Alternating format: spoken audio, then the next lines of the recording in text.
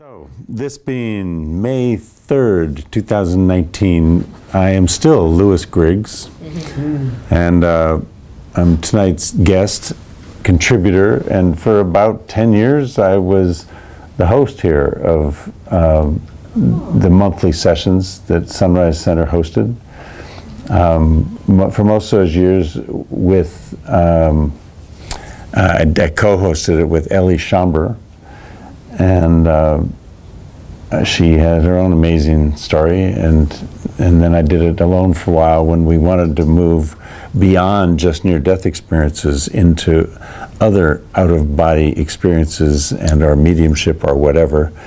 And Ellie preferred to just do near-death experiences, so she still does them elsewhere, but I don't really have boundaries around what's called an out-of-body experience, and you'll hear why.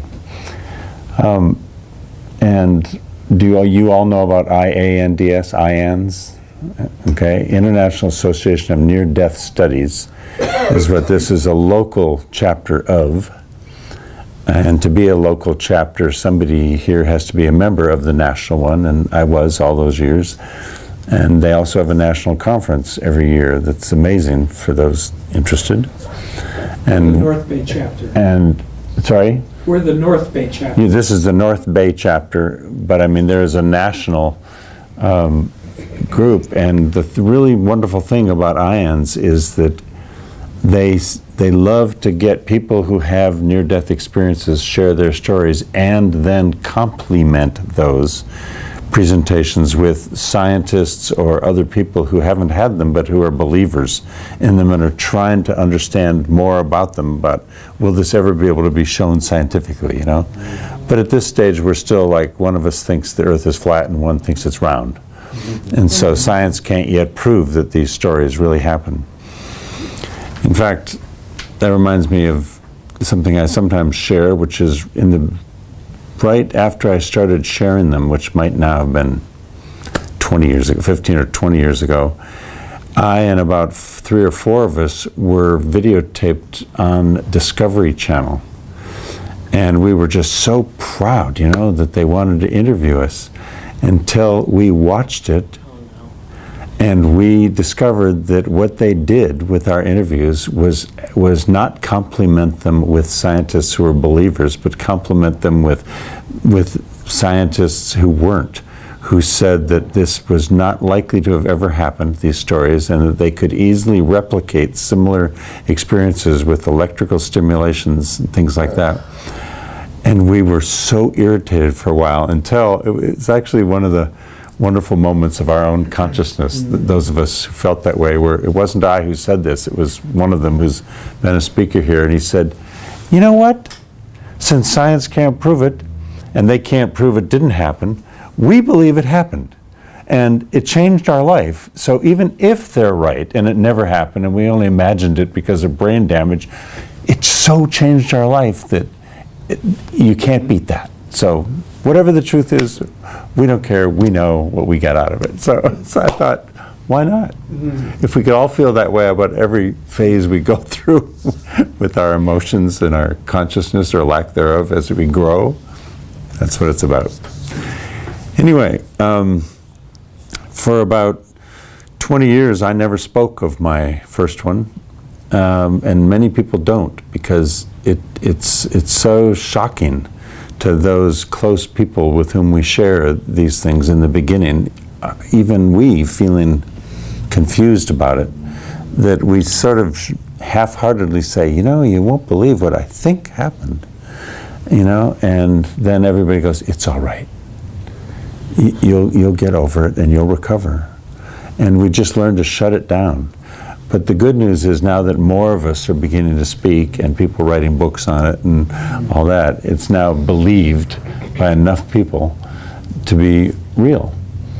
And another good thing happened. There were 2 or 3 of them, and I'm actually one who's lucky for this to be true, whose recovery is so complete from the damage, from the experience, that instead of me speaking here as if I'm still in this terrible brain damaged state, but you're having empathy, Instead, when a neurosurgeon, the famous one, and another doctor in Jackson say their books, I don't even remember their names. Say them if any of you do. No? Okay. I know who you're talking about. Okay. When they come back 100%, and they are that bright, and they can articulate that clearly what happened, and convince us that what they used to believe in their medicine or whatever clearly isn't true, it becomes more believable when somebody's fully back and normal to then share these expenses. You don't write them off as much. So I'm one of those who's really that lucky also. Was that Ibn Alexander? Yes, that's one. And then, and then the woman in Jackson Hole, Wyoming, who's also an MD, who What do you drowned. mean Mary Neal? Mary Neal. Oh, what are And Dr. Yeah. Alexander Rafting, was a yeah. neurosurgeon. Yeah, a neurosurgeon too. And when you hear him tell the story, it's amazing. And when everybody who's had such an amazing experience does come back and say, you know what I believed before was true, was false, and now I know.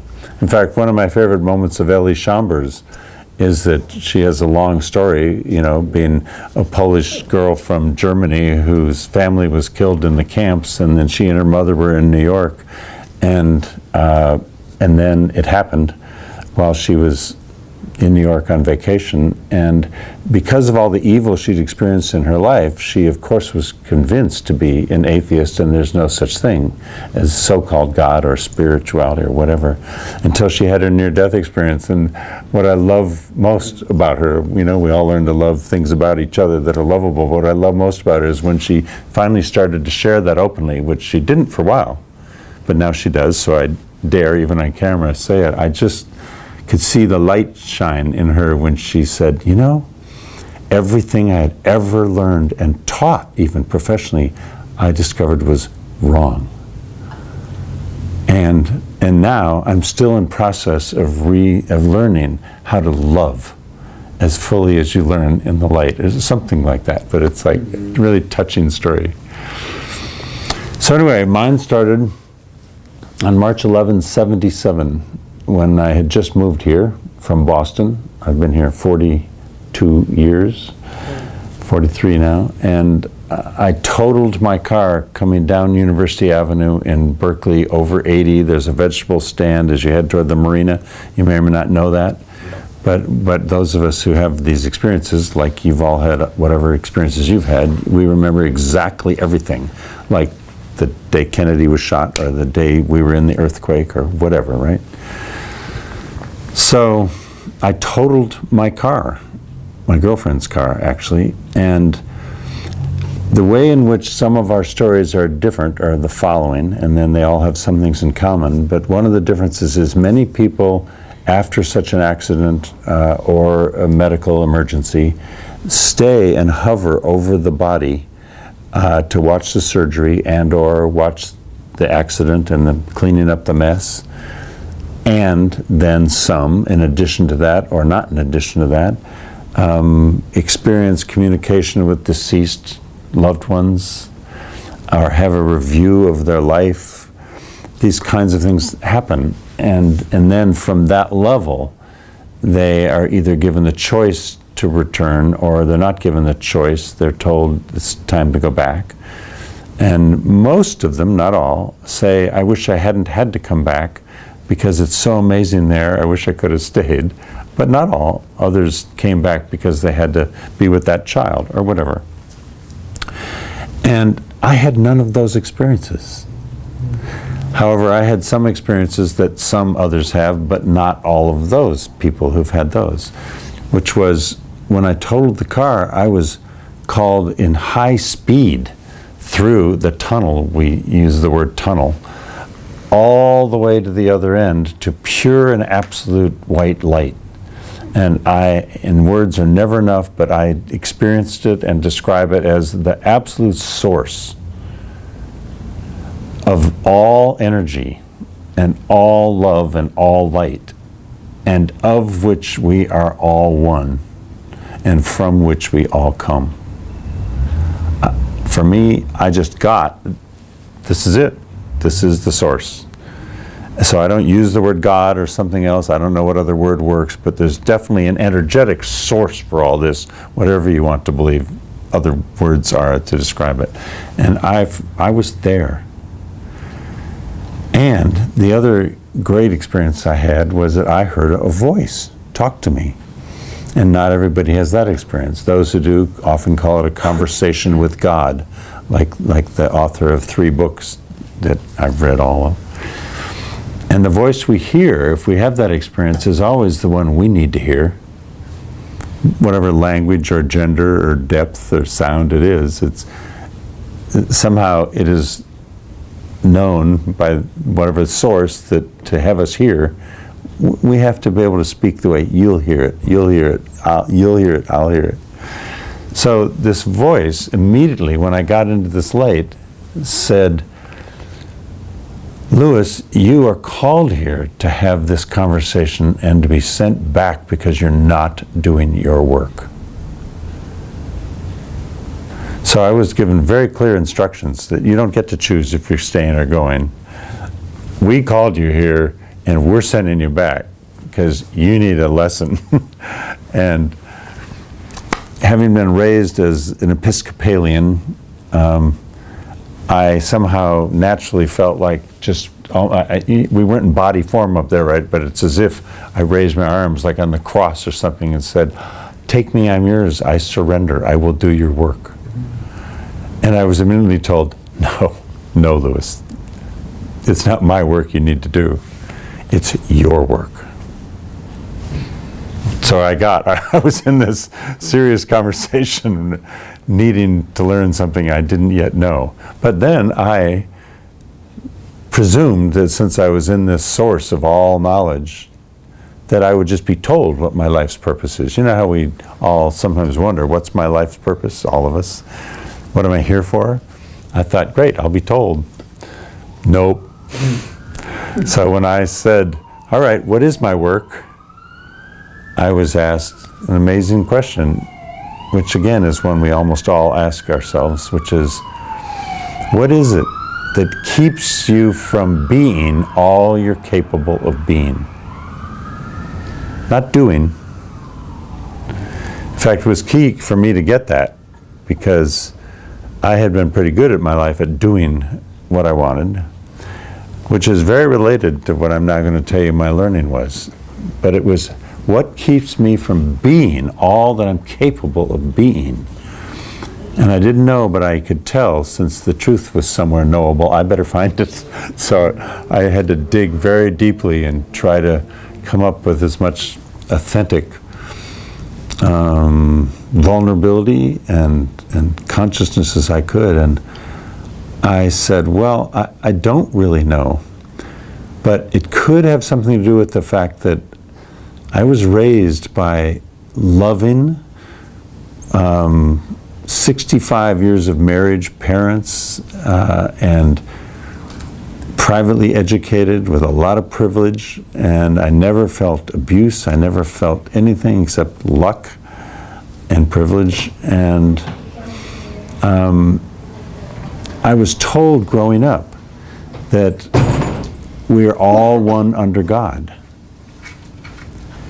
And, not even but what came with those words and energy were, but noblesse oblige, given all you've been given, you have to give back. So yes, we're all one under God, but you're sort of better here on earth, or you have more. They didn't really mean you're a better soul, but you have more, and so it's an obligation to serve from that place. And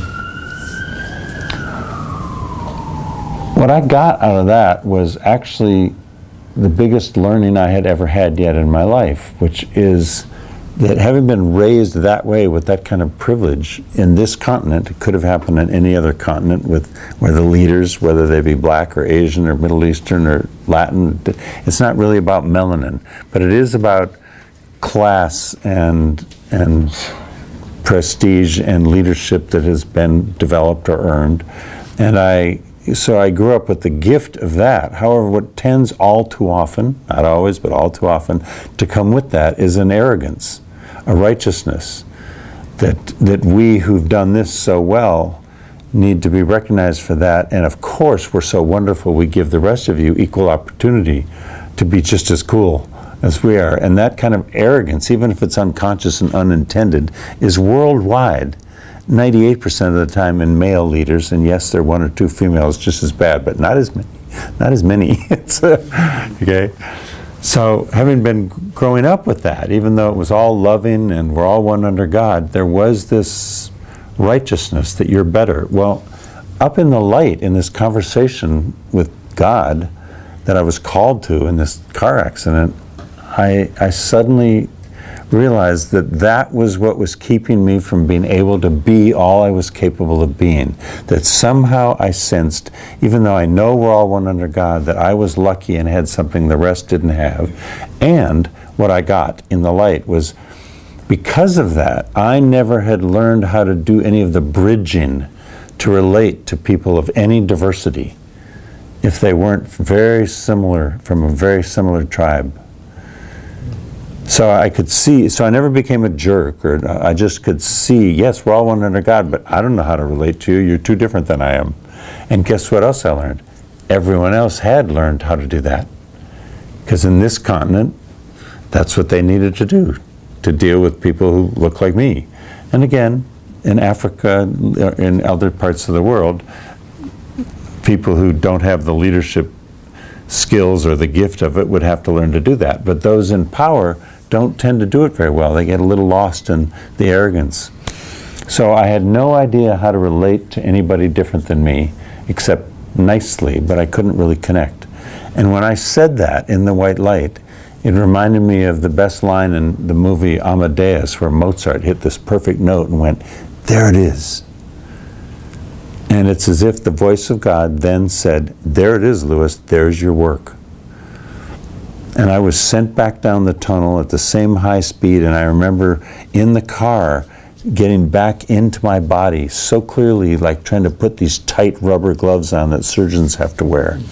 Not the blue ones at the sink we never wear that we should, you know, the loose ones, but until I was fully in the body, and then up went this white light out of the car. And my car was totaled, and I had no physical damage. I walked out of the car, the ambulance just arrived, and I said, "There's no problem." But I never was able to talk about what I'd actually just experienced. You alone? Totally alone.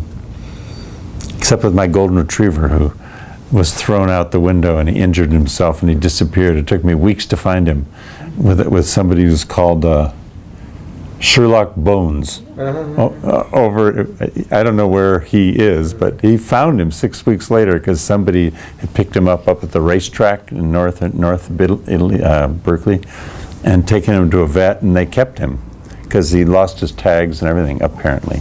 But nevertheless, he was found, but otherwise, yes, I was alone. Okay, so that was the experience in the light. And what the first learning that happened was doors started to open that I had nothing to do with. So I started to feel what I call spirituality immediately. Whereas before I had never felt that. I had just been whatever we call religious or with faith, however we were raised. You know, no one way is more right than the other. We think the one right one is the one in which we were raised. Right? So we could have all been taken at birth and taken to another part of this earth, and we would have been raised thinking something else, right? But they all have spiritual core, so I'm not being judgmental, except to say that my experience in the light, when somebody asked me if I was now more religious or less, or more Christian or less, they said, I went, you know, my truth is, I now know that spirituality is at the core of every human and all indigenous people before anybody creates a religion deciding what the right answer is. Yep. And every religion is to one degree or another guilty of, with best intention, trying to figure out the right answer to explain what's not explicable. And they come up with the answer, and then that becomes the right one. And you better all agree with me or you'll be my enemy. And the spirituality gets lost with the righteousness of every religion. Different degrees, yes, but, you know, Jesus didn't preach to go kill people, you know, and nor does the spiritual originator of anything that turns into a religion ever speak like that. Anyway, so doors started to open I had nothing to do with. That was the first learning for a privileged white boy who actually had grown up opening whatever door I wanted. So I literally started to go, something very new is happening here. And I got into it right away, and just, I now still, it's been, 40 years. I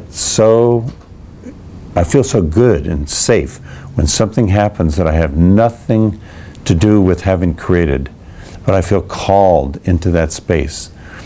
So that's one of the things I try to have us all hear is our own learnings, because each of our stories is best not because it's a cool story, but what pieces can we take and learn from it? So in terms of what prevents us each from being our whole selves, we each might have a different answer, but whatever that weakness is of ours or that ignorance of ours is an amazingly wonderful opportunity through which to learn. And therefore, instead of perceiving our weakness as a problem, I've learned to see every mistake I make and every weakness and every imperfection as a gift, a learning opportunity gift. Because once we're able to learn something to make us more integrated and more whole, we start to love that experience and are no longer afraid of looking at our weaknesses instead, or our learning opportunities. So Rumi has this line, I can't say it perfectly, but something like, there's a field out there with no rightness and no wrongness. Will you meet me there? I just love that. It's really the only place I like to live now. Now, I do admit that all of us who at least have health, the bottom of the triangle of Maslow's, I'm healthy, I'm alive, and I have food, right? And we're not now being endangered. So yes, we can then do these softer things like higher consciousness, whatever. And yet it is a gift to be able to feel that, wow, will you go someplace with me where neither of us knows the answer and we can just experience it, learn together? So instead of ever talking about my own leading edge, we all have done some things well, I just love living in my own growing edge by not knowing what's next.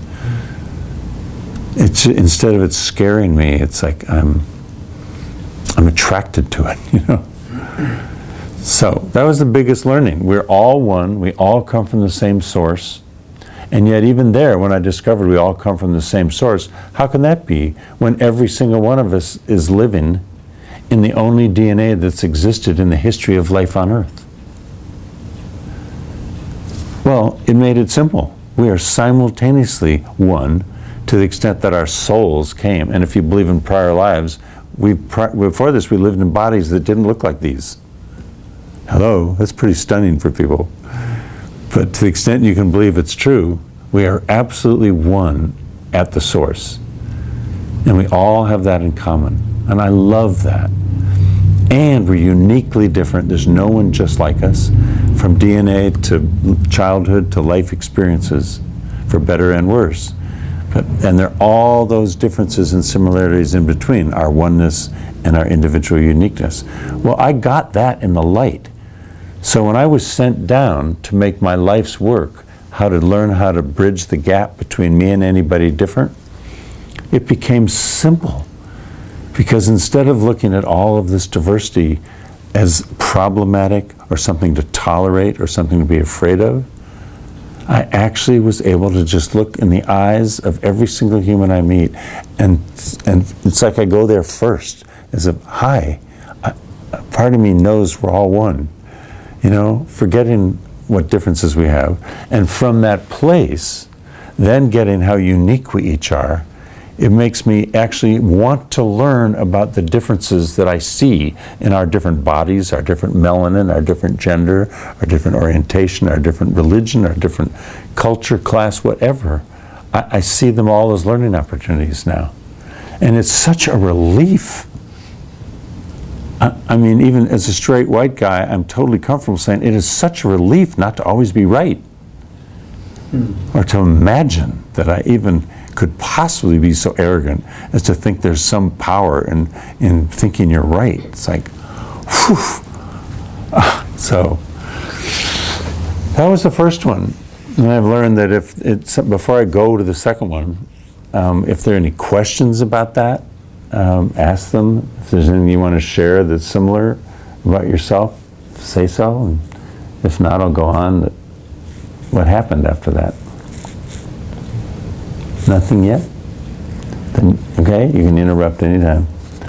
Well, let me just ask. Yeah. After, being in the light and coming back on a day-to-day basis, did you, let's say, pray for guidance as to what you're going to do? I mean, was that like almost a practice to stay in connection? Great question. No. What's interesting is that it made itself obvious. The first learning that I felt the door open that I had nothing to do with is what kept happening. I never lost and still have not lost that when I sense that something's just happening that feels like I'm being called through those doors. It's not an arrogant, egotistical calling. They want me. It's I'm being called for more learning through this experience. What is here? And the more I'm open to it, it's just, I go home and I tell my wife, you won't believe what happened today. An example. Yes? You give us an example. I just had two of them. One today. I know that now that, so you'll understand what this one is. So all this led to me becoming with my global wife that I met and fell in love with at Stanford Business School, and I started doing international business, and I got so aware that I had no power in the relationships when I met with people from other countries. They had it all. And I don't mean power over, I mean I really got my ethnocentrism. And so it was her idea to say, we are going to start the first diversity training company in the U.S. to teach straight white men who don't get it how to get it. That was her quote. She said, with great love. And I said, how can we do that? I'm the problem. She said, that's exactly how. So I've spent 36 years learning as a straight white male, my own ethnocentrism, no shame, no blame, and how to help others who have some of the similar problems of ethnocentrism to discover the self-interest in breaking out of it and learning to relate and value all of our diversity. Not tolerate, not fairness, not equity, not put up with you. Value the opportunity to know who you are. What's the gift to me? What's my gift to you? Take what you can use and leave the rest, but there's something everywhere. So, for 36 years I've been doing diversity training. So a great example is I just moved from here, which is why I'm no longer leading these. I moved to Oakland to be with my new wife, who I met 5 years ago, but we finally realized 2 homes was costing too much, and she had 2 teenage boys in Berkeley High, who are soon going to both be in college. But by moving to Oakland, it's a new world for me. I've been a diversity leader, a national leader of diversity from my white neighborhood in San Francisco in Marin. Okay? And when I moved to Berkeley and Oakland, especially Oakland, there's even a difference between Berkeley and Oakland. It's like Berkeley's got its own consciousness that used to be free speech, and now they don't believe that as much. You have to believe the same way they do. That's a little exaggeration because they're wonderfully conscious people, but there is too much of that. Whereas in Oakland, I'm telling you, all these years being a diversity leader, I've never lived in such diversity. I go to it. I teach, I learn. My greatest connections come from all the diverse Americans, the ones who are doing the work so deeply. I don't get the same thing from my straight white male friends I love playing tennis with, because none of them really get how deeply I do this work. I get it out there. But now I'm living in basically Oakland, belonging to the Oakland Chamber of Commerce, the leadership team there, doing some diversity training there. And you know what I've discovered?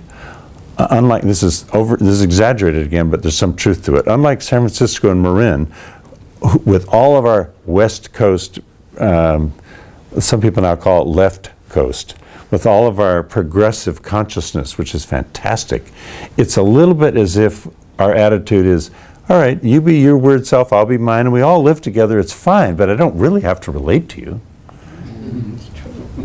I'm telling you, that does not work in Oakland. It doesn't work at all. The amount of diversity in Oakland is right there, and the percentages are such that, the only minority in Oakland is straight white guys, and you really have the amazingly positive experience of being among it and around it. So I've done some work at Kaiser and at a place called Boss that finds jobs for people who've just come out of prison or homeless, and they educate them and all kinds of things. But the one that happened today is what I'm doing is I'm just trying to be out there and see what happens. So I thought, can I meet whoever's in charge of diversity at the city of Oakland? And my history of people in government, because I once worked in government, especially African Americans in corporations or in government who have a certain job, most of them have had to learn to just play a certain degree of what's accepted here in order to keep the security of the job, and yes, do what they can. So if they're hired to be diversity people, which didn't used to exist 35 years ago, but when they're hired for that, what the best ones find out discovering in 2 or 3 years, the ones who are fully alive to really do this work deeply and take it somewhere, is that the people who hired them get irritated that that's more than they wanted. Or these wonderful people full of all this realize, I can't stay here, I have to go be someplace I'm wanted. So they're either fired or they leave. So I'm used to that, and an aversion of staying where they are in corporate bureaucracy, in both corporate and government. In government is that they just stay plateaued. So when I met this black woman in charge of diversity and equity in the city of Oakland, I didn't know yet whether it was just going to be one who's sort of stuck in compliance bureaucracy and that's pretty good, but I'm telling you, I went in there not knowing what was an experience, and it took one of my greatest learnings after years of diversity training is even with ignorance, which is not as good as knowledge of all of our differences, one can get so conscious that one can learn that in the first 30 seconds you can feel, and I'm silent on purpose because white male executives go nuts when they hear me be silent with using the word feel. All too often. And all my corporate sponsors at Exxon and Apple and Chevron and all the rest were like this. It takes 30 seconds and you can feel the energy. And now they're going, oh my God, what's Lewis smoking? You can feel the energy either get enhanced or depleted. And that is a consciousness and a skill we all need and can benefit from, because it's true. And if we feel that you or I are the jerk, fine, we have survival skills, we know how to protect against that. But if we feel the enhanced energy that comes just from connecting with each other, there's something honest and authentic and safe, we open, it gets enhanced, and we do more, okay? So that's what happened today. Long answer, sir. I met this woman, and I'm telling you, she came down instead of her assistant, and I thought it was the assistant. She said, no, I'm Darlene, it's her name, and I'm just hungry, so let's walk. And I thought, oh, she's definitely got energy already to do what she wants. And I said, all right, tell me, do you want to tell me how you're handling these issues in the city, or do you want to hear from me first? She said, I want to tell you this and this and this and this. And I am with a firecracker of incredible gift and talent and spirit that is really trying to change, yes, even Oakland. It was so amazing. And once I feel that, instead of me going, oh, I don't know what to do here, I just open and go, God, tell me more. And then that gives me freedom to say, all right, and here's the outlier I've been. You've never met a white guy who thinks this or this or this or this. Here's what and by the time we were sitting together for about, 15, 20 minutes, she became totally, it's like I've never felt so seen. And you can tell at the same time what they're able to do. Anybody who can do this is go, yeah, I see that you're still in this white yuppie body, and yes, you still got your own work to do, but you're doing it. I see you, I trust you, let's work together. And it's like just so enlivening. Anybody we meet, And I even say, which stuns people again, from the boardroom to the bedroom, your own partner, your own friend, at the grocery store, whenever we meet anybody, we have the opportunity to notice what's possible here. You know, if all we're doing is doing groceries, fine. All that's possible here is to notice this human spirit and be friendly. Or at work, when we work together, we have a common goal in whatever team we're doing, whether it's corporate or government or nonprofit. And so with that common goal, it gives us a chance to realize all of these weird, different things about us are actual potential gifts. And the ones that are irrelevant for that moment, so what that you're wearing that and I'm wearing this and you're wearing that? Who cares? But if we really have a common goal to do something, now instead of just feeling secure about the ways in which we are similar to one another, which is good, we're speaking a common language at least and whatever, if we can discover what differences do you bring that can help us achieve this goal, and what differences do you bring, and you and I. And if we really have that attitude, this group of this 8 of us, you can just imagine what we can co-create with that energy. That's what I learned in the light, and that's what for 36 years I've been teaching in diversity training. And that example today is what happens now almost every day.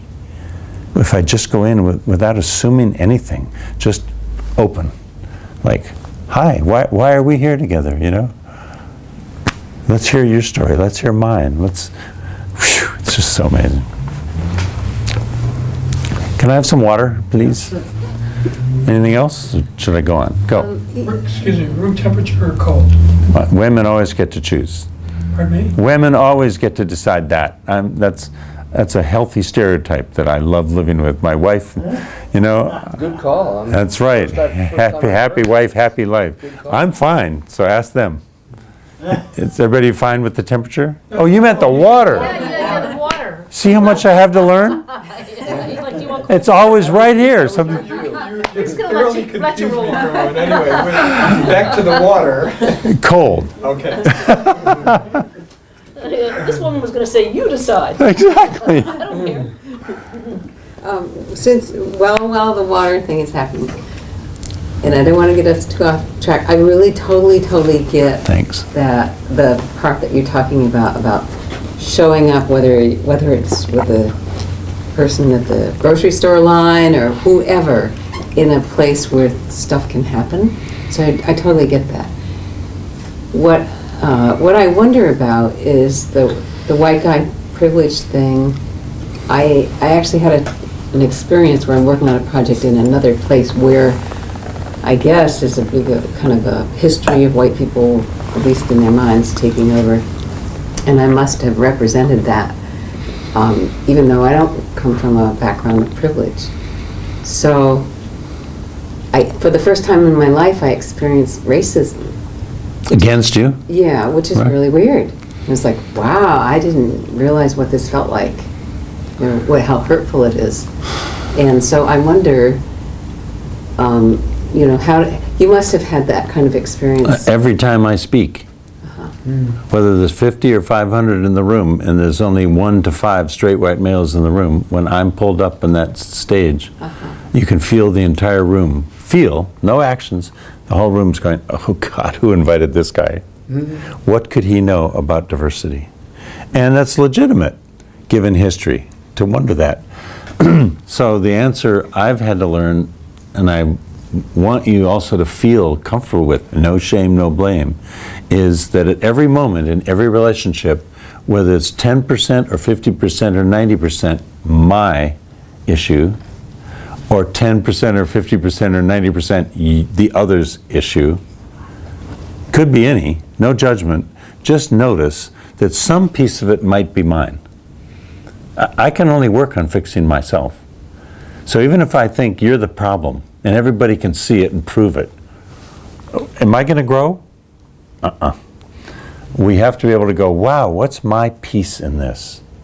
So on that very incident you just talked about, you would benefit reading, like I just read, this amazing book that just came out called White Fragility by a white woman, D'Angelo. I can't remember her first name. And so we naturally feel awkward when we start to experience this bias and ism coming at us. And what I hope we can learn to feel is what happens to me every time I speak. After I say, did you feel what happened in this room? I'm able to go, thank you for reminding me what it's like for every one of you every time you walk into my tribe. So, yes, we, you, I, any of us may feel that we're fair and equitable and loving and that we don't have too much privilege. Maybe I grew up with more of it than you did or whatever. But from their perspective, the experience they have is that wherever we go, we have a much easier job getting whatever we want in this culture than they do. Every minute of every day. And so when their experience, I want to empathize, is when we feel like, well, I'm not a racist and I don't have privilege, they just go, oh my God, he or she just doesn't get it. So, and to take that in, stick with, I'm only 1% of the problem. Believe me, I had to practice this. I'm only 1% of the problem and this is all their fault. That's fine. Just take that 1% and own 100% recognition of it. No shame, no blame, just notice it. 100% of just 1%. That you're a piece of the dynamic where the energy got depleted. That's all we can work on is the part that's our part. And when the other can feel us working on it, suddenly there's safety. Even if we can only own 5% of it, and we still think they're the problem, at least we're making progress. How's that for an answer? Right. Okay. Well, I mean, I have to say, an experience like that is a good experience in the sense of having a better understanding of what people go through, some people on a regular basis. So, Yeah. if I can just get one little piece of it. Sure. That's why I say no shame, no blame 100 times a day to myself. Even if we can only get more empathetic about what they're going through, and we hope they get over it and they can learn not to have to, at that moment, we just didn't look at what our part was to contribute to them feeling that way. I mean, given the way I was raised and educated and learned to walk and talk, I can't even walk into a place and open my mouth and speak without the mere way I'm dressed and walking and talking come from a certain tribal way, in response to which they go, oh God, all my life when I've experienced people like that, it hasn't been safe. So there's nothing wrong with the way I happen to be speaking or walking or looking or dressing, right? It's just a trigger. And then I can learn, all right, if there's nothing wrong with it, what's my part? Is there anything about my tone of voice that sounds righteous and empowered and yeah. It's pretty hard to stop acting like I always could do whatever I wanted. And I do my best to pull back and not. But even here in this group, it's very possible you can go, yeah, I can see that you were a pretty privileged little brat. You know, so whatever. Were. And I'm getting better. I'm getting better, right? At least you can say I'm getting better, right? That's enough. Okay. But it's endless. So whatever our crisis, our greatest learning comes from it. And we only have these, well, you might not believe we only are called to them because that's what we need to learn. But at the very least, whatever does happen to happen, even if it's unintended and it wasn't planned, does have learnings that are life-changing, even if we wish it hadn't happened. Okay. Couldn't you give us an easier message? No, I'm just kidding. The truth is, the one I just told you was about as easy as they get. To be called into the light and to be spoken to and returned without any damage and not walk into the ambulance and just have doors start to open for you with consciousness that there's a reason I'm here is, I don't think it could be much softer than that. And then you had a second NDE? Oh, yeah. Why? Great question. Why did I need to get hit so hard again? What had I not learned? I hope it wasn't a car accident. No, the first one was. The second one was one of these awful accidents that we see on TV and just think, oh my God, how did that happen? The odds against it, and why did that person just have that happen? And it happened up in Montana, and it was so severe, what I'm going to tell you, that it was on television here the next day, which is how friends heard about it, and it was written about in the Chronicle. And what it was that I was up in Montana on Father's Day of '97, 20 years after my first accident, celebrating my bipolar daughter's graduation from a recovery school, 8th grade. She went to the streets instead of going to camp with her privileged private girls' school. Okay? She went to the streets at Haight-Ashbury. And we tried to find her and save her and go through the whole process. And we didn't know then, but now we know she's bipolar 1 and schizoaffective. And her mother's bipolar, but we didn't even know that had been diagnosed then. And I happen to have such a lucky chemistry that's so balanced, I never imagined to understand what was going on in her. I do now, but only through her. She's my greatest teacher. She's even sat here once before. Rich, you might even remember once years ago, my bipolar daughter came and sat on the floor over there doing whatever she was doing, partially here, partially not. Very bright. She has a degree in psychology from Dominican.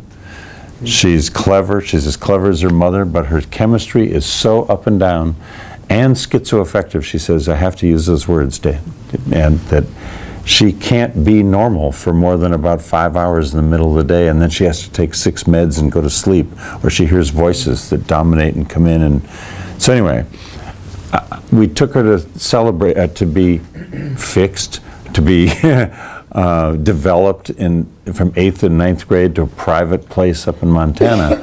And when I went there, they'd done such a good job. I, who keep, like anybody who's a parent knows what's the difference between when do you let go, tough love, soft love, what's the right love, and each kid's different. So I was up there celebrating that now she was amazing again. And said, and that happened several times, until one doctor told me when she did the same thing between 11th grade and 12th grade at San Domenico boarding school, they said, if you take her back to be a senior in high school, she will be dead in 6 months. You must fly to a dual diagnosis place in Florida, the only one who can handle. And I went, what's dual diagnosis? Manic depressive? They went, no, manic depressive and schizoaffective and an addict. It's like, it's hopeless. She'll be dead. And we can't do it here. We at Hazelden in Minnesota or Betty Ford in the Southwest, all we can do is alcohol and drug, addiction. We can't handle that. So anyway, so here we were up in Glacier Park, Montana, and I said, wow, you look so great. See how wonderful you are? And she was 15 years old, and I had her 10-year-old brother with me. Neither her mother nor her stepmother came. That's another story. Why? Right. And did I just choose wrong? Am I that arrogant? Or was I part of the problem? Another learning. Family system. That's right. Whew. Anyway, so I was up there with my 10-year-old boy celebrating my 15-year-old daughter's graduation and said, wow, you are in such good shape. Before we go home, it's Father's Day. And I've taught you skiing and hiking and nature, but I've never done whitewater. Are you willing to go on a whitewater river trip with me? And they said, of course, Dad. So on Father's Day, June 15th, '97, we're going down the river in Glacier Park, Montana. And from this sentence on, I have no memory of what I'm going to tell you. It's a story that I've been told. What happened was a 100-foot tall tree fell off the edge of the river and landed on my head and my son's head in the river while we were in the raft, crushing us, and my daughter missed it. And it held the raft there, so water kept going by and the roots were still there. This tree was on us like that. And they discovered we were dead. Fractured skull, blood, pus, brain injury so severe that both my son and I, he was face down in the raft, but filled with water and drowned. And I was dead with the tree on my head, lying on the edge of the raft, facing the water, fractured skull, everything. And they then found that when they picked him up and knocked water out, and that he at least had a little life. And they put him in my daughter's lap, and they said, he's probably going to die in your arms, but if you have any hope, keep his eyes open, keep talking to him. And she wrote a story about this bipolar daughter at her school, a 10-page story, and it took me a year and a half before I was able to read even enough to understand one sentence. And the one sentence said, my father's dead, my brother's dying in my arms, and when I tell my mother, she's going to kill herself. Now what am I going to do? Who had trauma that day? Yeah. Oh my goodness. That her brother and her father can't even remember? Because trauma does a serious trauma on the brain or other parts of our body. Sometimes we leave and have no memory of what's happening. Whether that's caused on purpose or whether that just happens, I can't scientifically prove, but I can tell you we have no memory of it. What I do have a memory of is after they found out I was alive, but I was crazy, I couldn't talk properly or act properly, they tied me up. And an ambulance helicopter came from an hour away in we were in Glacier Park, Montana, and from Kalispell Hospital. Where did that come from? We didn't have cell phones or anything. Well, there was either a real woman or an angel in the form, because I could never find her, in a rented car.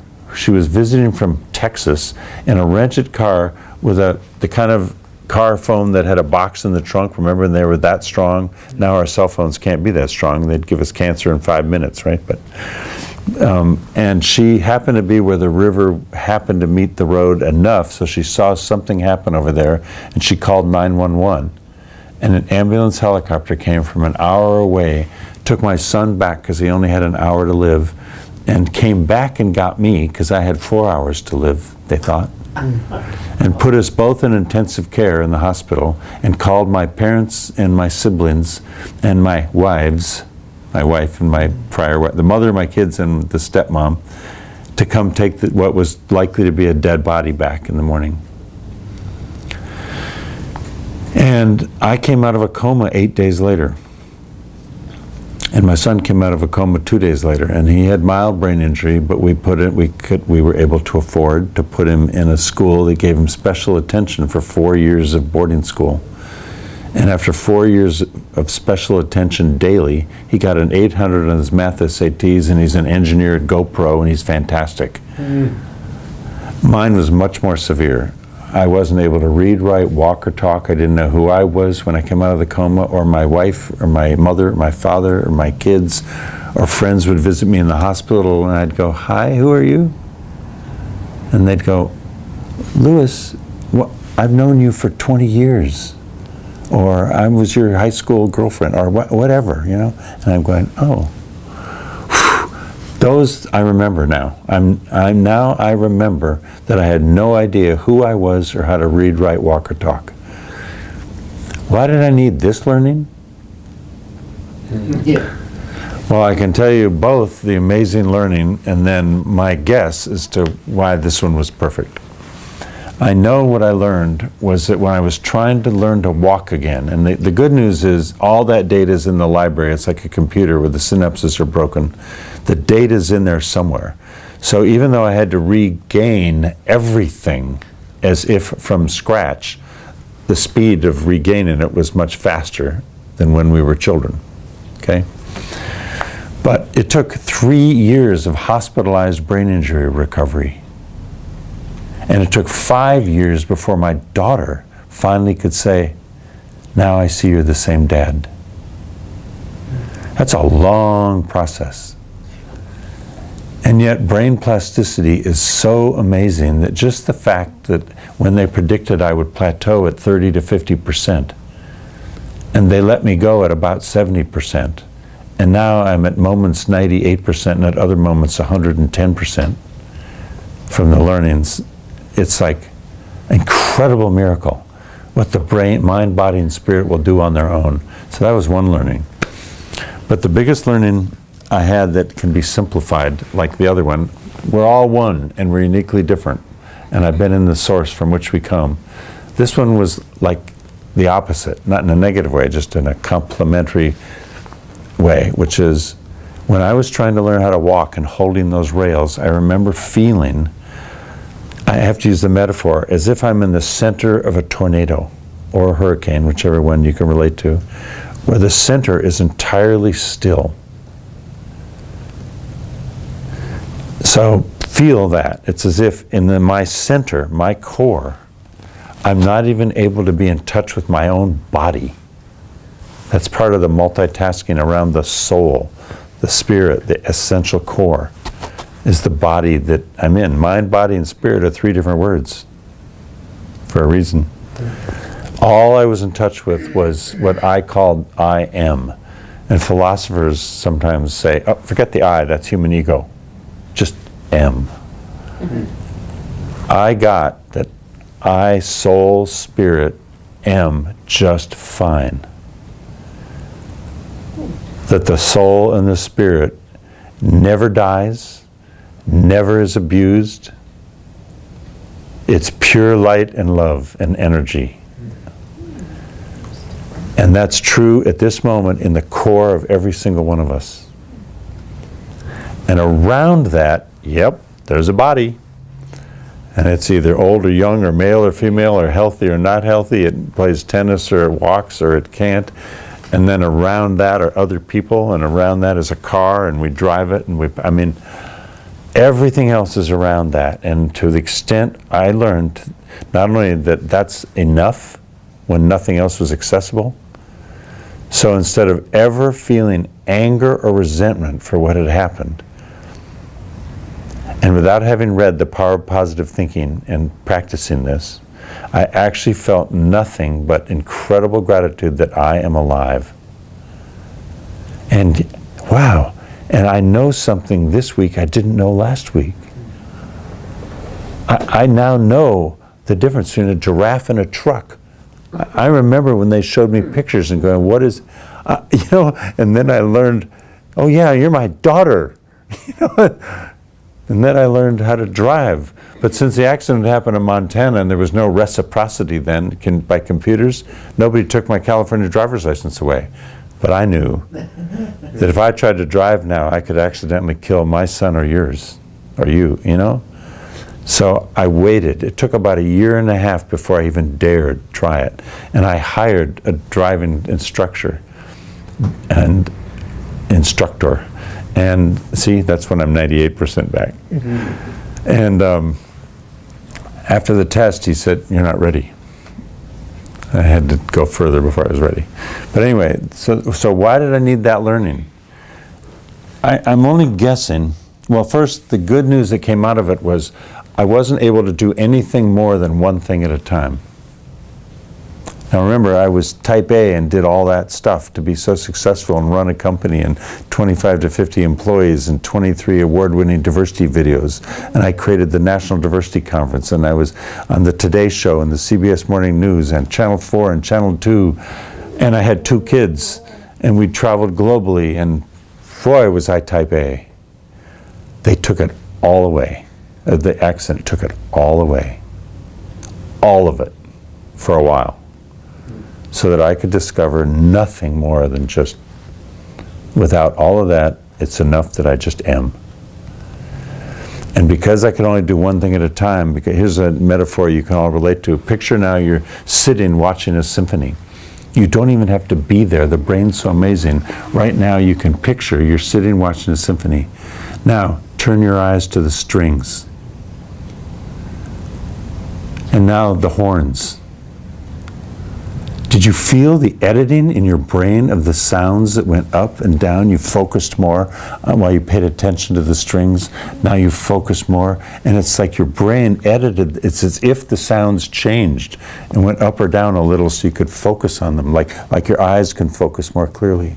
All that ability to edit like that was gone. So I wasn't able to tell the difference between when you just went, and that car went by, and you just coughed, and all of it interfered. I couldn't do anything. I couldn't talk. So I had to learn, I could just do one thing at a time. Shh. But you know what gift that brought me? This multitasking type A now actually learned to just do one thing. Clarity. It was amazing. So I played in a backgammon tournament about 6 months later of my second wife, my global wife, with all these gamblers and brilliant people playing the backgammon tournament, and I won it. 6-3. While they were drinking and talking and having fun. And so that's still a gift. It's like now when I talk to anyone, I can't do it every second with even 8 of us, but anytime I'm talking with anybody, and I hope you can even each feel it, anytime I look at one of you, I am nowhere else. At the moment I'm looking at you, I'm nowhere else. And you. And it's like so wonderful that I'm able to do that and just be with you. And just you. Whew. So I needed to learn that by having all the rest taken away. And then I go, yes, but I had to lay off all my people, all my employees, and stop running the company and go through hospitalized brain injury recovery. And my wife left and had an affair with somebody who had lots of money because the guy who brought in the money might never recover, and there was none in the bank. I mean, I lost everything except I am, and I'm alive. And it sure made me learn right away, which is the most important thing. So, the other thing I'm imagining is, why was I given all that and then had all that taken away? And it's as if when I was called to help start the diversity movement and consciousness, it was to fix myself first and other straight white men. No shame, no blame, but I'm not here to fix women or blacks or right? I'm here to fix myself and others I can help. But you know what? It's as if what was picked was not only a straight white man who, with enough privilege, he needed to learn it himself, but with all the skills that came from my education and my Stanford MBA and my intelligence and this type A personality and this, all these skills were needed to help create everything I created, co-created with my global wife, who's the only one who had all the knowledge. And we love another metaphor, like a ladder. We weren't 50-50, we were 100-100. Just try imagining anybody you're partnering with on any level. 100-100 means which side of the ladder is stronger? Which of you is a little better? We're equally, incredibly, equally, equitably, necessarily the way we are, so that my skills, and nothing could happen without what I did, and nothing could happen without what she did. Boy, did we get that. It's an amazing learning to look for in our lives and to notice when we can have that with somebody. We're not the same. It's called complementary yin-yang differences that together can co-create what none of us can do alone. That was amazing. So that was all taken away so that I could then learn just to do this, one thing at a time, just with me and whomever. Do you think meditation would have helped? Thank you. I wouldn't have needed to get hit so hard. You know what? For those who haven't had near-death experiences, sometimes I say this in the beginning, but it started with what you were saying. I say, you know what? You might have had dreams. Have any of you had dreams? Hello? Have any of you done deep meditation and felt like you left your body and the meditation was so deep? Have any of you ever heard voices of someone you thought was being visited, a deceased world? Have any of you ever been alone in nature and seen a deer? Have any of you loved a child? You've seen a deer? Okay, have any of you loved a child? Like love is amazing. Have any of you loved a dad? Sometimes, you know, when he's, yeah. All these versions of noticing your soul and your spirit is different than just the body, are small versions that are part of the same thing. I just needed, those weren't enough. I just needed to be taken far to really get it. And now I hope I never need to be hit so hard again. Yes. Question. Most of us go through life, and we are constantly choosing to be in that place of that centered presence. And then we get drawn out and, wrapped up in our cerebral thinking, all that stuff. So in that whole process, was it a continuous process of choosing? Or, you could go in a whole different direction and just get so contracted. Because that does happen to people. Yes, when we're back in human form, no shame, no blame, it does still happen. Sometimes, not as much, because once we've had this experience or this degree of consciousness or noticing, I love the word notice. No shame, no blame, no judgment, just notice. And the minute we notice that person's feeling our privilege, I can't change the color of my skin, but the minute we notice, consciousness starts to happen.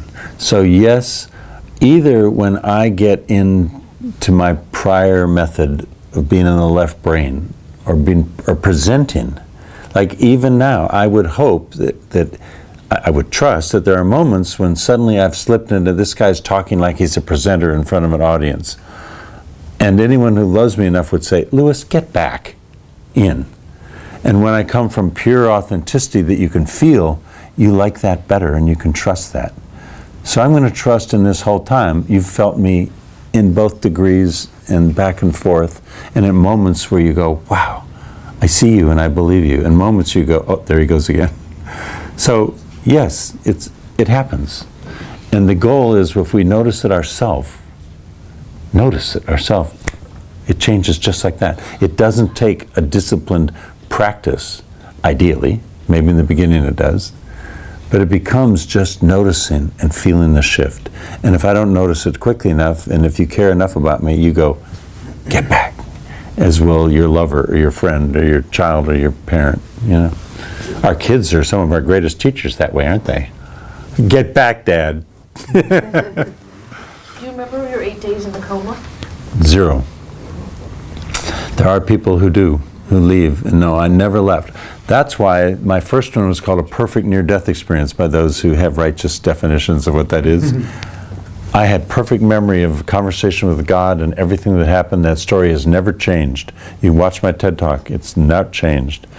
And I walked out of the totaled car and told the ambulance there's no problem. I was never near death. I was in the place we go when we die and from which we come, which is why they call it near death. In the second one, they thought I was dead. They said I was dead, and then they found there was some life. And then I recovered with the help of chemicals that kept me from having seizures, and with years of brain injury recovery and a lot of luck. But they don't call it a near-death experience because I don't remember it, and I did not go into the light. I never left my body.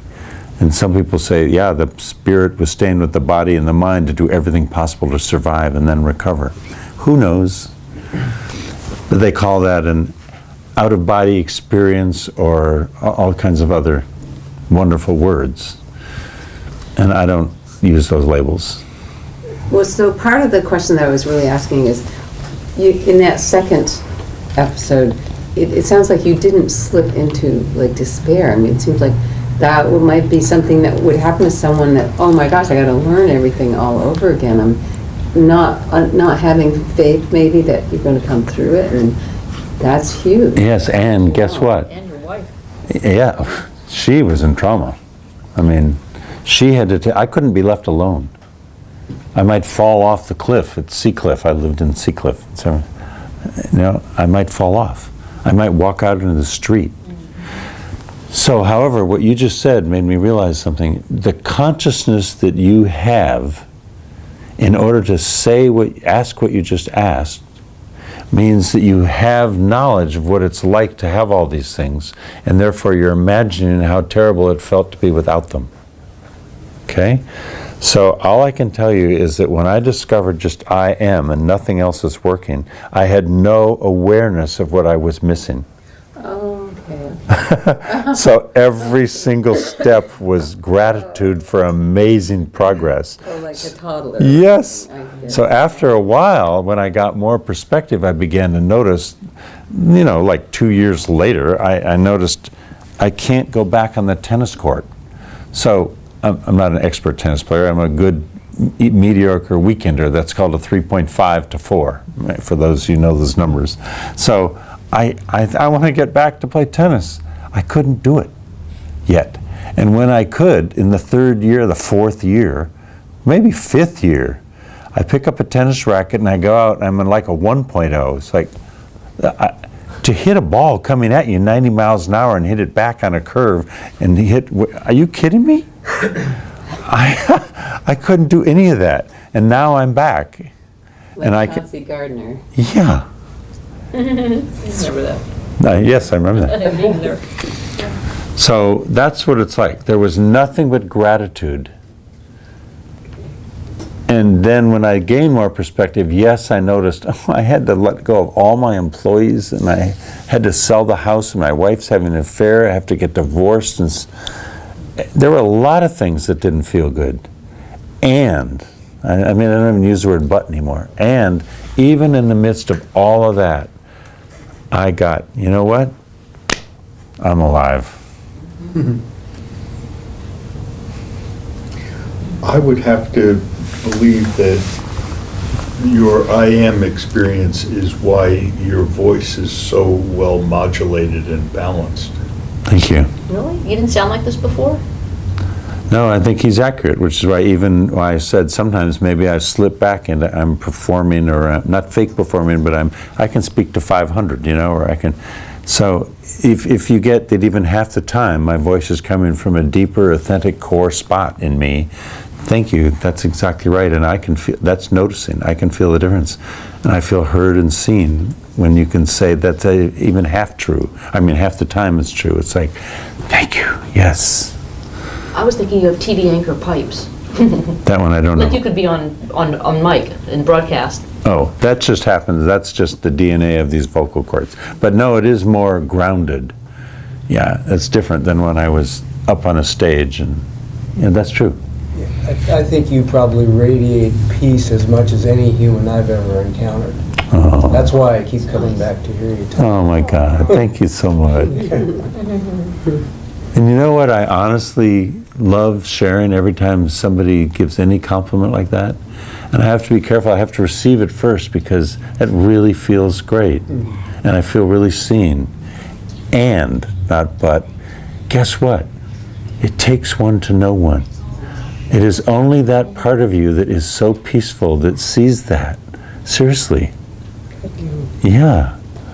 And that's true for any of us, is any compliment.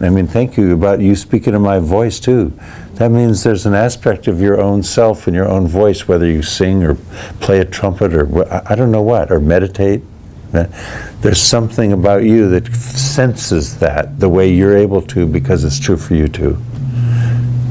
Yeah. Isn't that great? Yeah.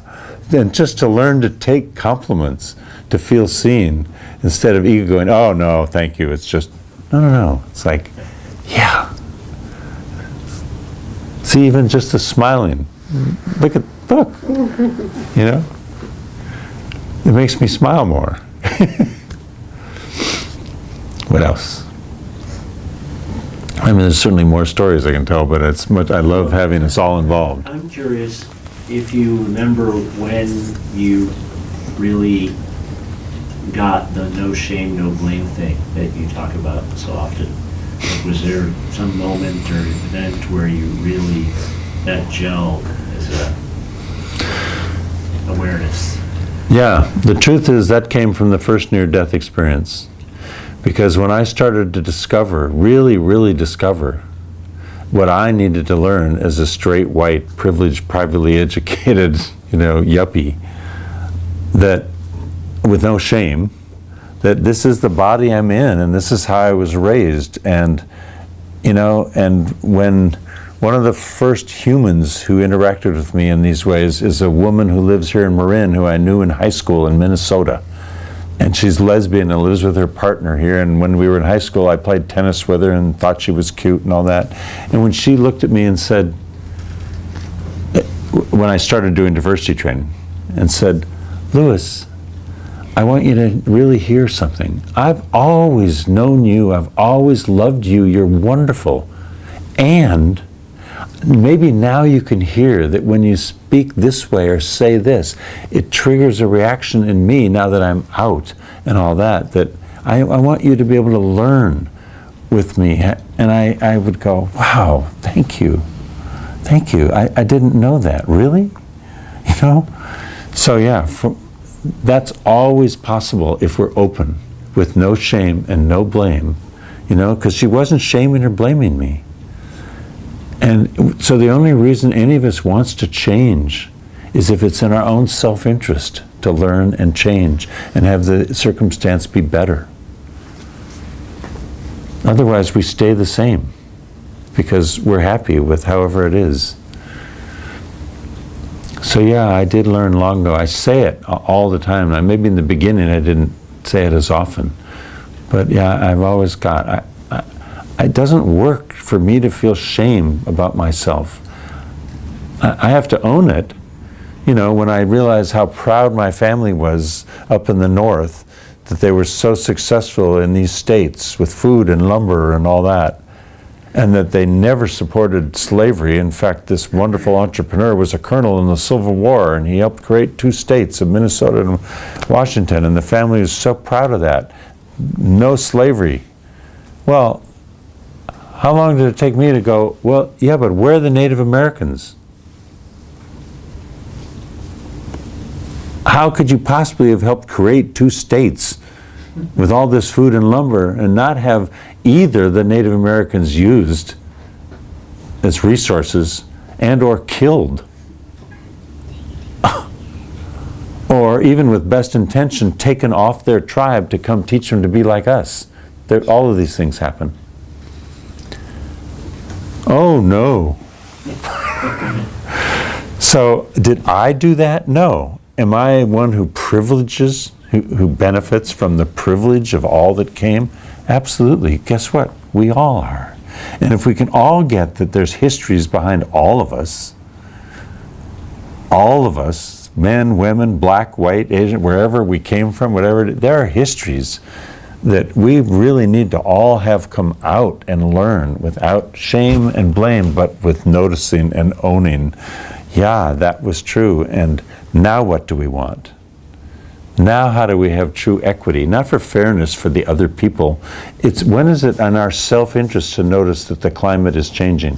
When is it in our self-interest to know that the air I'm breathing in Oakland now comes from my polluted car in Marin? I mean, I've lived here all these years and looked across and I can't see Oakland. Now I live in it. And I look back and I say to my wife, do you know where this came from? My car over in Marin in San Francisco. Anyway, we have to start to get, we really are all one, and your child's my child, right? And every child needs to be educated.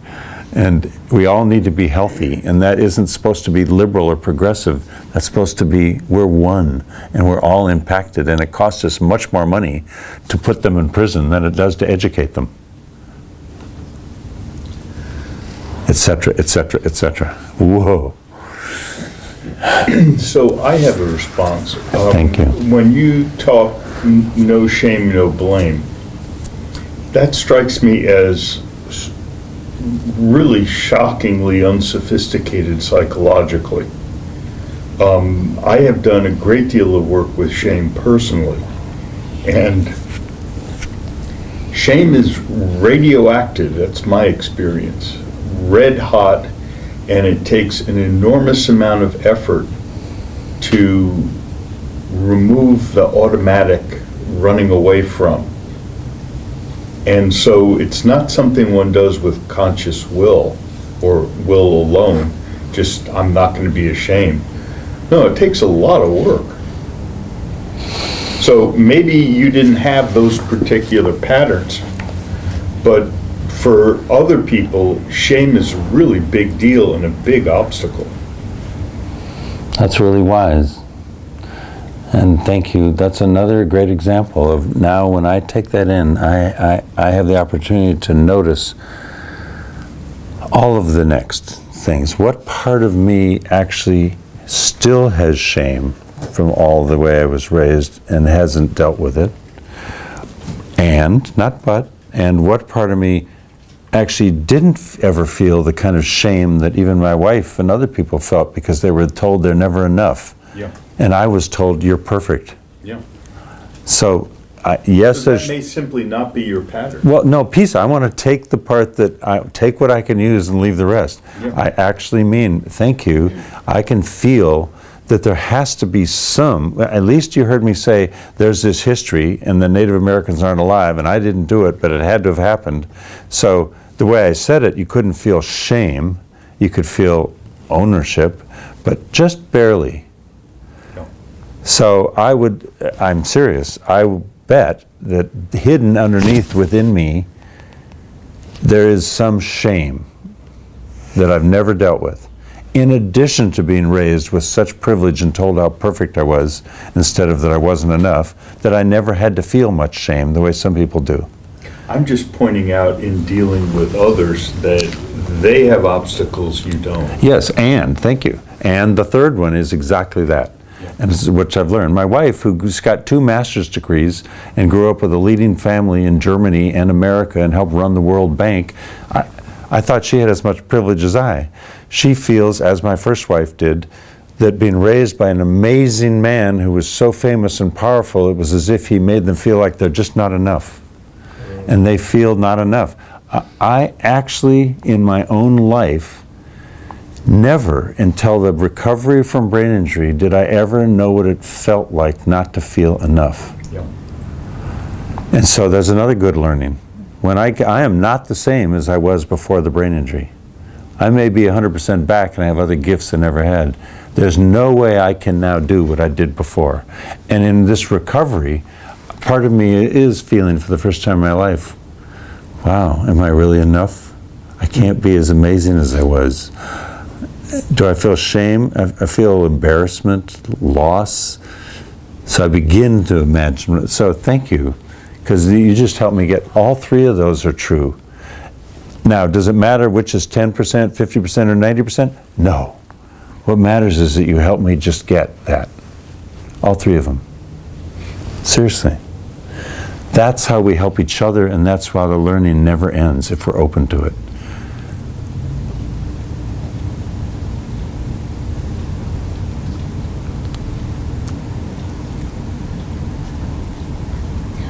It's good, isn't it? Yeah, I think it's good.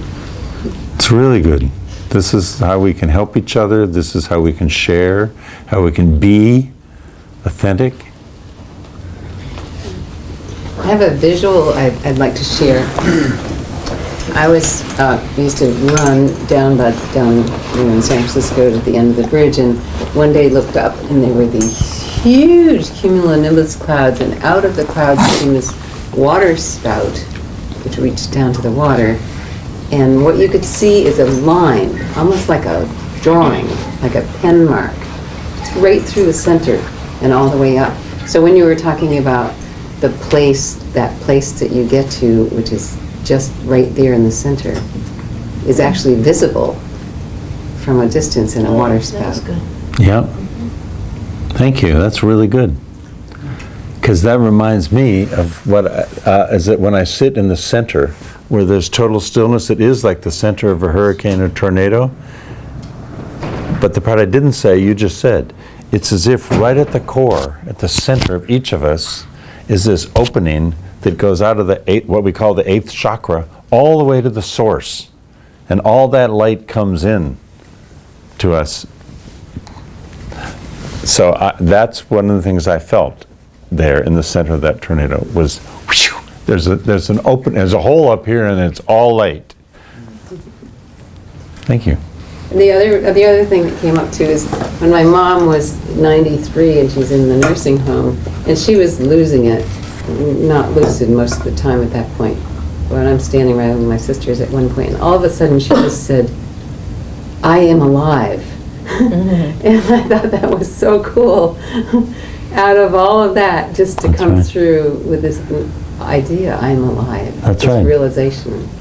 Part of her had left and visited and was open to that. And I helped both my parents pass, coincidentally, at 93 each. And when my father was going, he was lying asleep, and I told him for a year beforehand, "You're beginning to go, and here's where you're going to go," and I've been. And about the year before, I said, "I can tell you're on your way. Do you feel ready to go?" And he said, "No, son, I wake up every morning so in love with your mother, I'm not going anywhere." In his wonderful, sweet, conservative self. And about 6 months later, when he was halfway gone, I said, "How's it feel now, Dad? Are you ready?" And he went, "It's a difficult decision now, son." And 2 days before he went, he was lying there down in Santa Barbara, in the hospital where they were retired. And he came back from sleeping for a couple hours. This is what I'm getting to. When they sleep, he came back and he turned to my mother and said, "Darling, I just had the most wonderful visit with Jack so-and-so." And my mother went, "No, darling, he died 6 years ago." And I went, "Mom, yes, Dad, you did. That's what I told you. You're visiting. You're leaving and visiting. And you did connect with him. And you're about to go. Be there." And he smiled. He just smiled. He felt so seen and how true it was, you know? So this runs in your family. This, what I just described now, runs in all of us. Family. But thank you. Yeah, we're all part of the same family. That's right. This is, we're all going to experience this or not, but we are capable of experiencing this. It was so sweet. And since I'm not afraid of dying or where he's going, I've never had grief at 93. Are you kidding me? All you can do is celebrate. You miss them? Yes, but that's not the same as grief. Okay. Do you ever feel like you've gotten a message? Sorry? Anybody who's passed, especially after these experiences you've had? No, I want to first say no so you can hear the rest. I have not had voices speak to me. I have not had a being show up in my room. Other people have those experiences. I have had experiences, like often, when I can feel that there's a ghost, or I can feel there's a ghost around. Years ago, and again somewhere else, and again somewhere else. So I have a sense, all after my being out in the light. I sense energy and spirit around me in different forms, even though I haven't seen and I haven't heard. And some people do. I'm also very sensitive to the energy in anybody with whom I'm connecting with. And very quickly sense, how open are you, how open are you? And you very quickly sense it with me too. Now, if you're more open like that and you go, "Wow, this is great, I feel really," that I just open further. And if you're not, great, I give space. But I'm usually the first one to try to enter there and to see what happens. I'm very sensitive to that. But yeah, we all come back with different things. No, so I haven't had that experience. I have had some interesting ones, like I played tennis with a guy who died an hour and a half after we played tennis, and just totally went down. Did he beat you? Great question. It was doubles, so we all, and his wife, he was British, and his wife was British, and I went to the ceremony afterwards. Even in the church, he had all of us come with our tennis clothes on and our tennis rackets. No, we stood up there. But then in the reception afterwards, I dared, here's an example of what I just said, I dared say to her, "You know," with others were listening, I said, "Based on my experiences, I just want you to know, and based on stories I've heard from others, there is a possibility that he, even though he just passed, 2 days ago or whatever, that his spirit is not fully left yet, and he may visit you." And she, of course, partially culturally being British and partially never having heard such a thing, was like, okay. And so I backed off a little, but I'm not kidding to tell you that. And I said that might have, sometimes they hang around for a couple of weeks and then they leave. That's what some people say. I got a phone call at 12:30 a.m. right out of my sleep one day, and I looked at my cell phone next to my bed, and it was his cell phone calling me. Well, I knew enough to know. Some people would think, he's calling me? Well, I know. I don't think that was it. It could be. It was her on his cell phone, and she was in tears, and I hadn't talked to her in the whole 2 weeks. She went, Louis, you remember what you told me about how he would visit? He has been visiting every day for 2 weeks, and he's even been teasing me sometimes, which felt great. He's been doing humorous things have been happening around the house. And this morning, he told me he's leaving now. And he left, and he's not anywhere around now. And she was in tears, and she didn't know who to call and tell such a crazy thing, except to Louis at 12:30 at night. So we all have different experiences. But that was a sweet one. That's super sweet. Did you ever see this movie Calling Earth? Absolutely. Yeah. Yeah. Yeah. It comes around. It was pretty interesting. Yeah, there are a few out now. And the other guy, he called his friends when it happened. Like, hey. Yeah. All right, wow. Yeah. Do you think she would have had that interaction with him had you not mentioned that to her, so that might happen? That's a great question. I think, yes, he would have been there. I don't know what she would have done had she experienced something. It might have been scary. I don't know. So, did it help? Yes. I'm not so arrogant to say it only happened because I said it. Right. But yeah, I bet it helped her have the experience. Open. Yeah, exactly. Interesting. Oh my. Is there any sense of a overall sort of purpose or thing we're all supposed to learn as a species or as a whole? Or is it pretty much just each of us learning our own things that our soul is here to learn? You get a sense about that? I do have a sense of that. I have a sense that the learning is happening within each of us. And, I love not using the word but. Yeah. And I have a sense and experience that all around this earth now, there is an increasing number of those of us who are having this experience that we are all connected. Whether that was caused by the internet or international plane travel or interbreeding, I don't know. All of the above. What I do know is that there is no corporate leader or religious leader or government leader who is in charge of this wave of human oneness that is growing. Is it going to grow fast enough to help us deal with all of the people fighting against it because they're scared to death that they're losing power the old way? Look what's happening around this earth. And it's got nothing to do with melanin. It has a lot to do with men. I'm not saying every woman's perfect, and I'm not saying every man is guilty, but it's very clear that when these men, either African men killing African men or Muslim men killing Muslim men, or white men killing, or crossing over. There is a lot, there always has been that, but now it's as if there's a reaction to this growing oneness that is feeling threatening to people who are stuck in their own answer being the right one. And so I happen to be optimistic and hopeful enough that the light will win over the dark, that the oneness will win over the separation, that we will begin to discover we really are one, and that equity and every kid being educated, as I've said before, and all of us being healthy is in the self-interest of all of us. It's not a liberal progressive thing.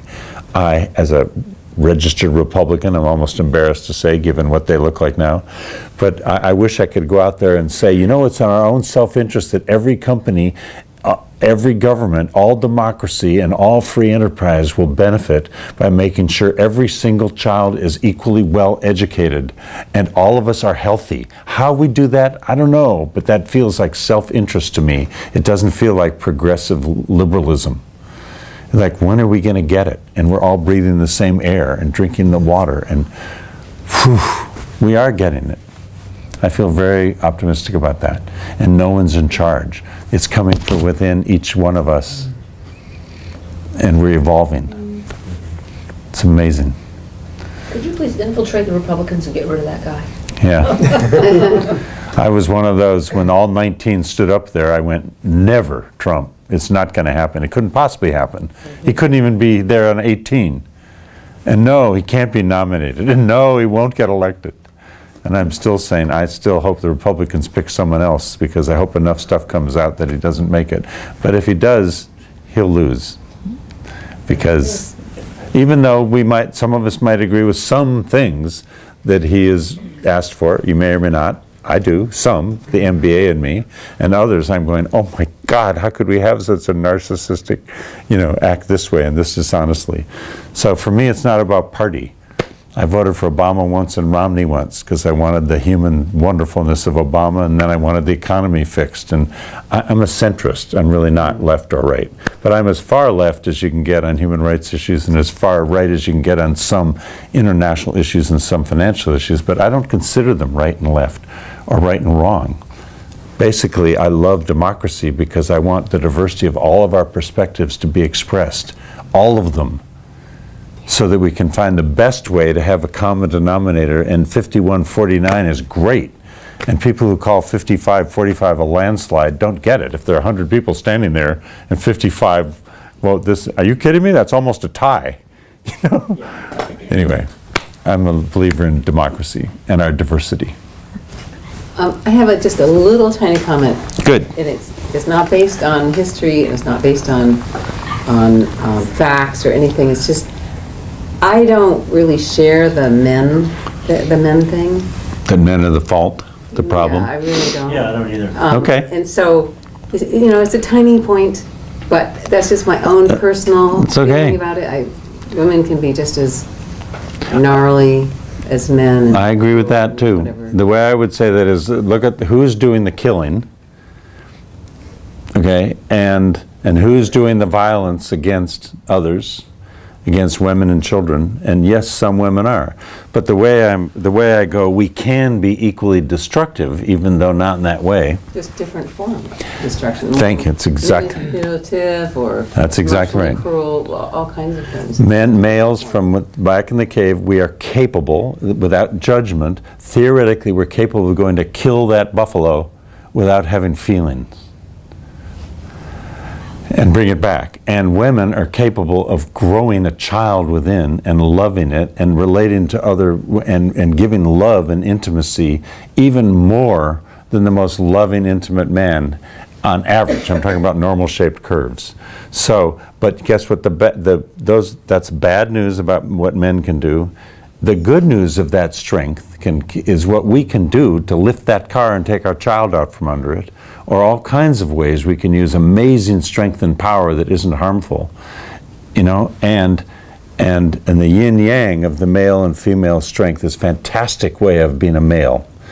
And women can not only nurture and love with sensitivity beyond the males, that sensitivity some women are capable of being so manipulative with it that men don't even know how to respond to that degree of manipulative, So yes, thank you for saying women can be just as imperfect, even if it isn't physical killing, it's emotional killing.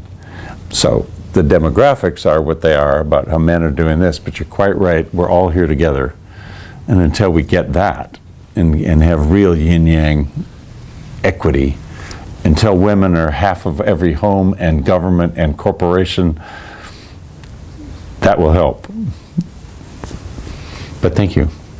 That's a great example of how anything I might say is missing something and either needs some learning or misspoke or didn't cover the part you're talking about. And Well, it's just my own, my own perspective, that's all. yes, it is, and it's a perspective that's a part of the truth. I believe the whole truth is big enough to encompass every perspective in the room. And for people who don't get that, who feel threatened by that, I go, wait a minute, what's your perspective? You're looking at this guy in his khakis and his white shirt with that background. My perspective is I'm looking at this woman with her blonde hair and her blue shirt and that background with a father and a son. Those are totally different perspectives.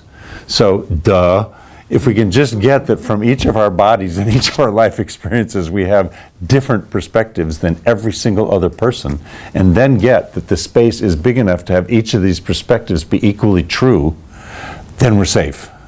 Yeah, and that actually feels good to have that my perspective accepted, Exactly. as opposed to coming up with the statistics. Exactly. Exactly. And not only accept it as a piece of the truth, but a learning that I got from it, like I did from his, that helped me realize, oh, thank you. That needs to be part of the whole truth, and that's accurate. And what I said was so brief to say men are the only problem. It's not true. Thank you. What's next for you, speaking wise?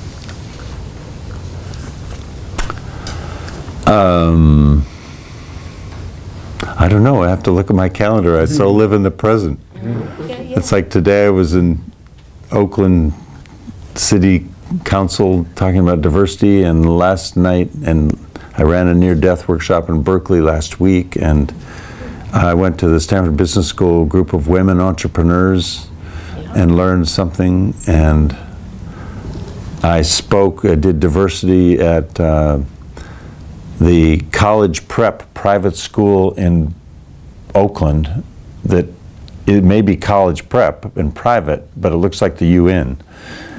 So, and I'm dealing today with my bipolar daughter who's now living on the streets of San Francisco in a van I bought her so she wouldn't be sleeping in the park, because she left where her mother is and she's on her meds. And she can't live with me and my wife anymore because of her 2 kids in the house. Whereas when I lived alone, she lived with me half the time. And he goes, how come I can't live with you now? I said, because I have 2 teenage boys in Berkeley High, and the time you want to use heroin, and the time, it's just, I can't. But yeah, I'll buy you a van. I'd rather you live at your mom's. And she says, no, I got to get back to the city. Sell my smart car and buy me a van, Dad. That's heavy. I mean, so yeah, we all have all these parts of self, and so when am I speaking or when am I learning? I almost don't know the difference anymore. I'm being part of every place I am. Oh, and Rich is reminding me, if you care about it, a fascinating thing happened after I did a TED Talk called The Gift of Near Death, but you've already heard that here. But what happened, which is actually better than my TED Talk or anybody's TED Talk, is that this French guy named Anthony Shane was visiting town one day and said, who in the Bay Area has had near-death experiences that I can interview on camera? And about 4 of us or something said, I can. And he also then spoke to a couple scientists about, ooh, wow, how could this be true and positive, and what about this? And he created this 52-minute documentary called Beyond Our Sight, which is way better than anybody's TED Talk. You can go on here's how ethical I am, you can go watch it for free on my YouTube page. But for those who love having DVD hard copies, I asked him if I could make some, since I once made videos. So I spent $2,500 just to make 100 of them. And there are 9 left. And then maybe I'll try to make more, but $25 each. So I was selling them at $30 or $35. Now, if you want a hard copy of it, just $20 is enough in cash or check. And if you don't, go watch it free on YouTube. So I'm not selling it except to say some people want a copy to show over and over to other groups. Thank you, Rich. What else? We ready to close, or any other thoughts, feelings, sharings, questions? I just want to express my gratitude for you being here in the midst of all the complexity that you have going on. And we all do. Thank you. That's why when I walked in, remember, I said whoever shows up is the right people. This has been wonderful. Every single person's been fully present right here, with their own thoughts, questions, stories, and I love it. I'm just one of us here. And if we switched and one of you sat here and told your own life stories and what you learned from it, it would be just as amazing. I thought of a question. Yes. There's an easy tendency to take things really personally that happen, things that happen to us in life. So I'm curious if that was more normal for you at a certain point, and if that changed in either of your 2 experiences. If what changed? Say that again. The tendency of human beings to take things really personally Oh. Like, you know, somebody slighted me, or woe is me, this No, is thank so you. unfair. Yeah, or- no, now I do get it. all of that. No, say it again? Yes. What did you say? Whatever is so unfair, or Right, exactly. See, he knows exactly. See, they hear everything. And you're right. That's exactly how you feel sometimes, either when your mom or dad or sister or brother or friend does that. It just doesn't feel fair. Thank you. I love it when, once a father, always a father. I'm so glad you brought both of you. Anyway. Yes, it's true. Even though I sometimes still have a feeling, like his was a good example. Yours was much easier, but that was really good. Once he had said something really complimentary, and then he said, you know, I really need you to hear, that was pretty deep. So yes, in a human form with the human ego, I could feel myself go, uh-oh. What part of how am I guilty about what he's saying?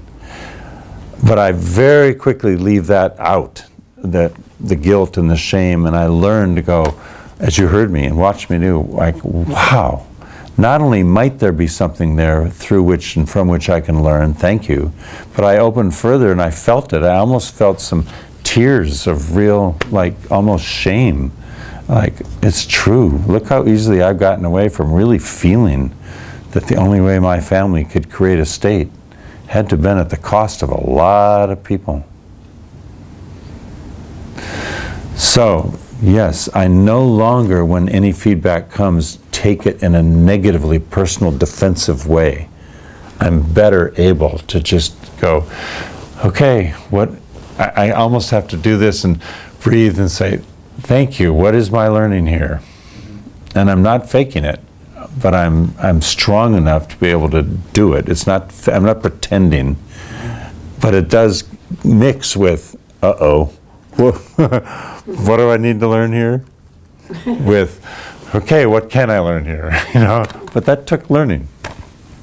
It took going into the white light and coming back to really get it. No more falling trees. Hope not. It's unbelievable. I do my best. It was amazingly unbelievable. Well, and just because you're a Bay Area resident, that's why it made news here? Yes, Yeah. yes, I was wondering what you meant. No, it wasn't because of all I had done before. I was well known. It was just a freak accident that happened to somebody who's one of ours. Yeah, that's right. Because that's all that was. And then the lady came along at the right time? Wow. You know what else? Angel. Yeah, angel lady. A year later, the part of me that was beginning to recover, we'll call it whatever, the personality or the spirit, I decided I wanted to go back to the same spot a year later. I was only about 30% recovered, but I was able to fly there and get there with my 2 kids. And I called every single person who had helped in the whole recovery. The guy who flew the helicopter said, will you come be there? The neurosurgeon, the TV, the radio, the someone who did whatever, the nurse who put in my catheter. I mean, I just wanted everybody who said, you know, and said, would you all come? And they all came and celebrated this because they hardly ever see whether their patients have lived or died. They loved it. And so, yes, I did that. Wow. And did you ever find out who that lady was? Oh, no, thank you, thank you. I was wondering, what did I forget here? That's what I forgot. I couldn't find her.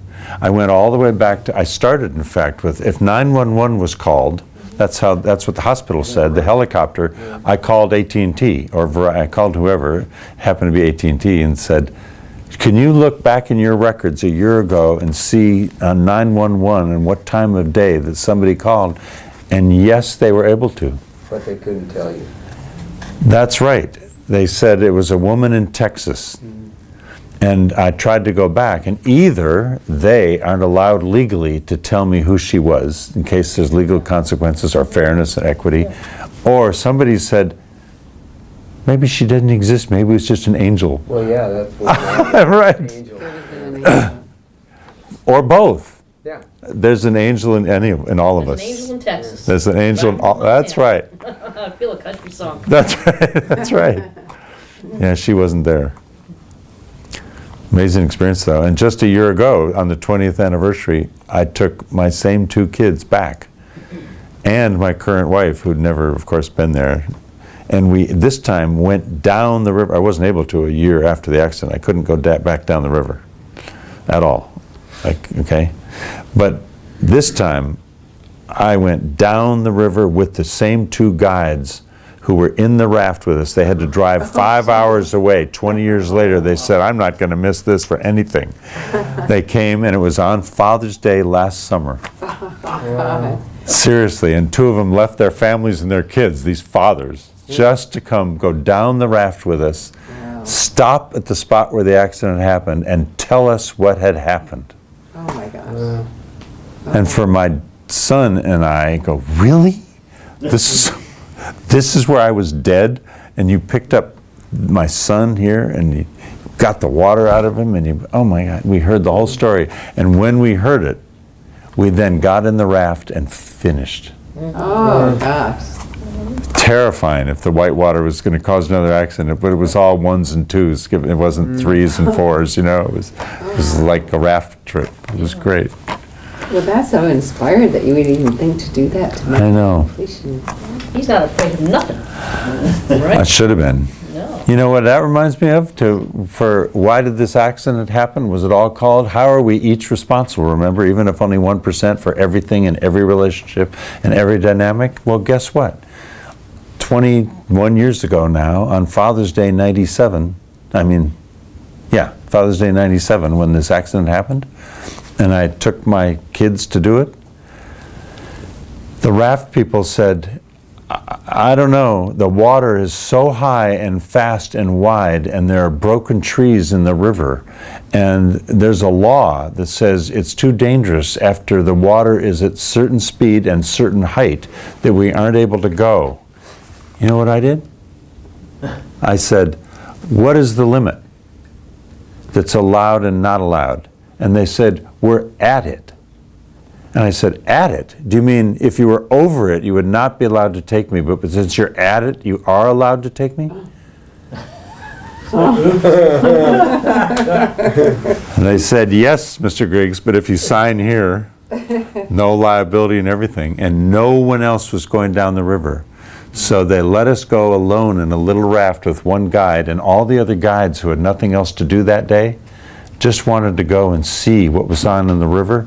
And there's lots of logs in the river and stuff.